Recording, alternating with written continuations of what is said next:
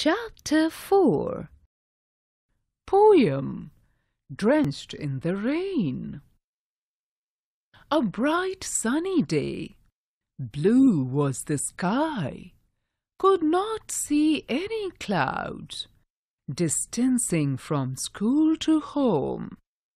Electric charges suddenly discharged. From the sky, going to rain it was. Home was still far. I tried walking fast, jiggling on the way.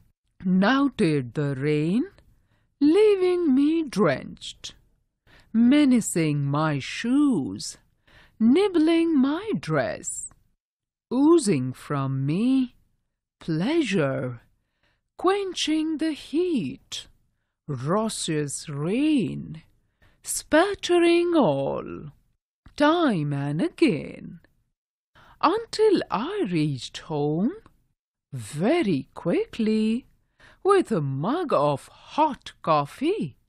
Xylophone I played. Yes, I was happy, zippered in my room.